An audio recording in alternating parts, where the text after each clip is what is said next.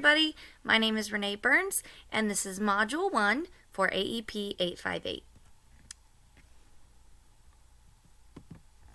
All right, so I have been teaching for 13 years at O'Laughlin Elementary here in Hays, Kansas.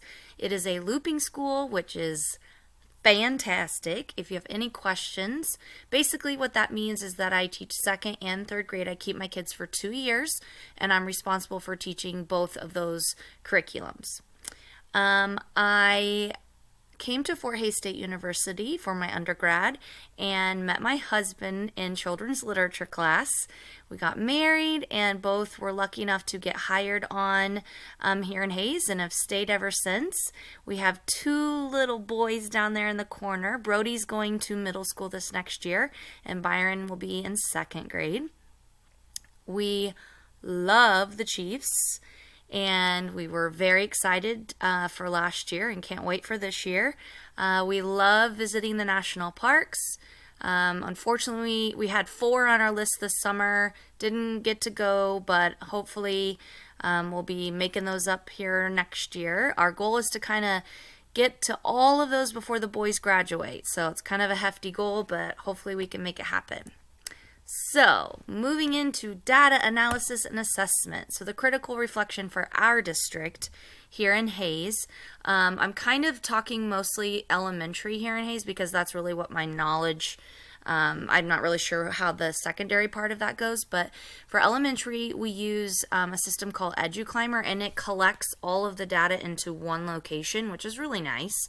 But we are kind of notorious for collecting data from many resources. We collect it, and then we create our goals, and then the goal sits there at the district level all year until the next year, and it's never viewed, never done anything with. It's kind of sad, but I listed the types of data that we collect as a district, or that I guess is required of us to collect. It's just we really aren't good about sharing how we're utilizing it and making decisions based on data for the entire district. I won't say that I'm necessarily that way or even my school, but it's really kind of not very proud to say that. O'Laughlin, when I first started teaching, was very data driven, and we used like standard checklists before it was really the thing. This was like 13 years ago, and we had our curriculum checklist, and we had it for every child, and every quarter we'd look through it and we'd check it off, and it was just very data driven. And here within the last 5 years, we've really been reduced to, well, I guess being required to do very little. They've wanted us to align with the district, and we have done so, but our building has still kind of kept up with our traditions that we did in the past, but we've still kind of just slacked off in that area. I, however, I am way nerd alert. Like, I love data, and it often, like, I think I spend too much time on it, if there's even such a thing.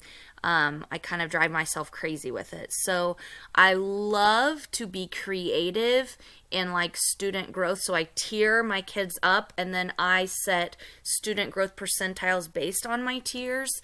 And then I watch it as we go through the year, and I usually do it each 9 weeks. But sometimes if I'm looking at interventions and putting them on like what we call our sit team, I'm looking at it like bi-weekly. So quite a lot. I'm kind of one of those people that I'm never satisfied, which like even if I meet my growth standards, I'm still kind of like, oh, we could have done better, which is good in a way, but it also kind of drives me crazy. I've never been officially trained though, like even with our EduClimber, like our district really doesn't do a good job of training us, and especially like our SIT process. And anytime a kid needs interventions, we've really not trained our staff well on that. I think the reason why I kind of excel in this area is because I'm just a very curious person by nature, and I kind of always want to know, like, is this intervention working? Should we move on? And that brings me to the next point. Like, I am not a very patient person. I like to go, go, go. And so sometimes I don't think I give my interventions the time that it needs to see growth. And so that would definitely be the downside for me. Like, I'm not very strong at seeing something through and giving it the time that it needs.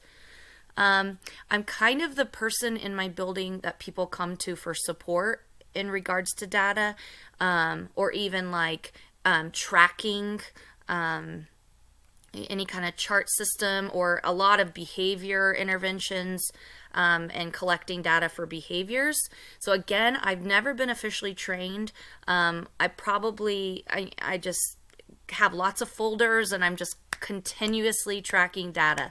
And so it's kind of my own system that I've made up. So I'm excited to see kind of more of an official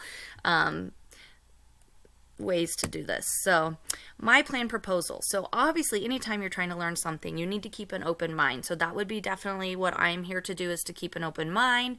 I'm excited to learn from my peers. Not many people have posted yet, but I know, like, from the few that have, I'm excited to see like different states and how they're utilizing data and making decisions. I'm excited to learn things, take notes, and be able to share it with my building and maybe even my district. I'm excited for that because I know we have a lot of growth to do within the district, as well as my building. We have a lot of new teachers, and so sharing these notes with them will be wonderful. I've really dabbled with student data portfolios, and I've kind of tried to create my own. I'm excited to see if anyone else has done that. I teach second and third grade, so kind of the more elementary type data portfolios that the students are using. I'd like to learn more about that. And then I also would like to share the things that have been successful using, or even my failures. I'm excited to share that with others. So that's my plan proposal. I'm excited to see you all for the next month and learn from you all. And I wish you luck. Bye-bye.